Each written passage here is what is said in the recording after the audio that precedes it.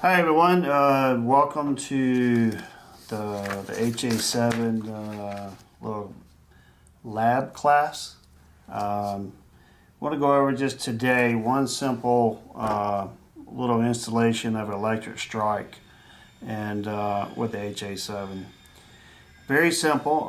What we have is in the manual on page 37, you got a layout of this board.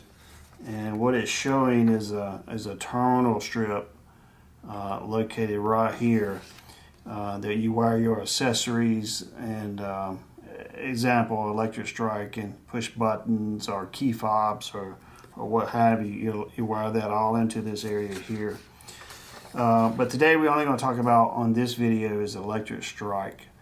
And what I got here is an electric strike. Fail secure means when it has no power on it that it's always locked, and I can prove that right here. I can unbolt it or uncouple it, and it's locked. It will not allow the latch or the lock to open or swing with the door, so it's fail secure. This particular model can be configured fail safe or fail secure. Fail secure is no power, it's locked. Fail safe is when you lose your residential power or commercial building power, that this thing goes into the unlock mode.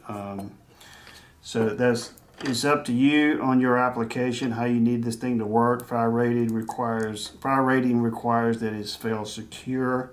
So we want to keep those doors locked or closed or latched, not locked, but mostly latched. So we can contain the building fire if there is one, God forbid. So very simple.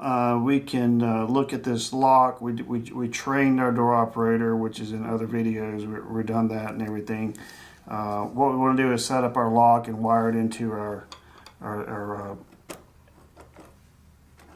plug in here. Now if you can take, if you can see this plug in, I'm going to zoom in here a little bit.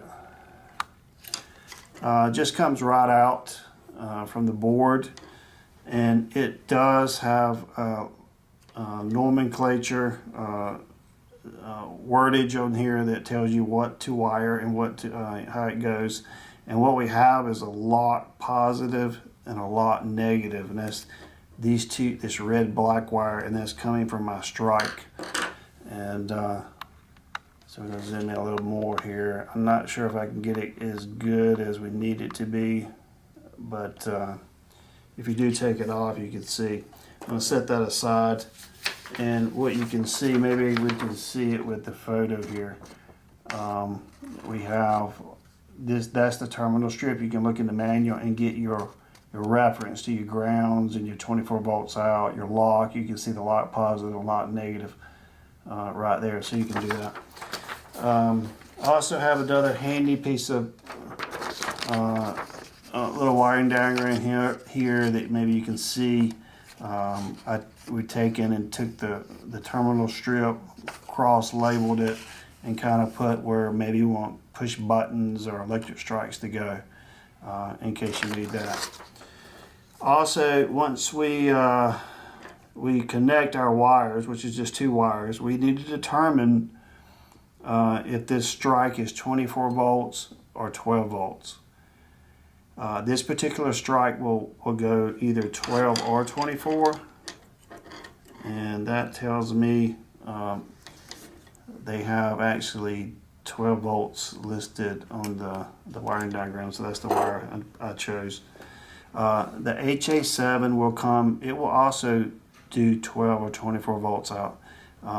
Come default, it's 12 volts.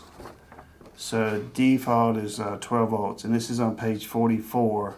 And on page 44, it also tells you in the manual that it will do 12 is the default, or it will do 24.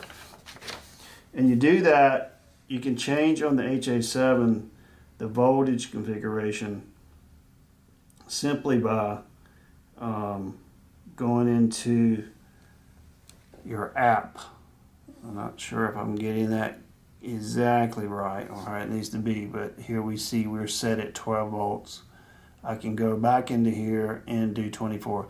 It's also, this is after the fact, but during setup, the app will ask you, do you have any locking hardware? And it will ask you, is it 12 or 24? And it will ask you, is the lock, your strike, is it locked without power or is it locked with power? So it gets it right up front and gets it in there for you. So I configured my strike. I got 12 volts. My operator set at default to put out 12 volts.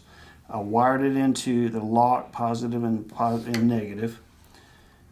And I'm going to plug that back in. Very simple. And without crowding the field here, I didn't hook up any key fobs or anything like that. That's the next video. But what I'm simply doing is for activation, I just got a jumper. And we can watch, we will see. I'm going to zoom back out a little bit.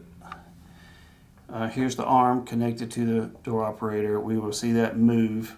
We will see the strike let go, and then the door operator move once I activate it. So here we go.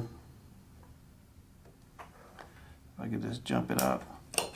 It's unlocked, and the door operator takes off. It's locked back, so it's ready for that door to come back and relatch. And we can hear it coming back, and we heard the lock relock. It's back engaged again, so it's ready for the next cycle. We can also have a parameter where we can set how long we like this thing to stay unlocked during the cycle.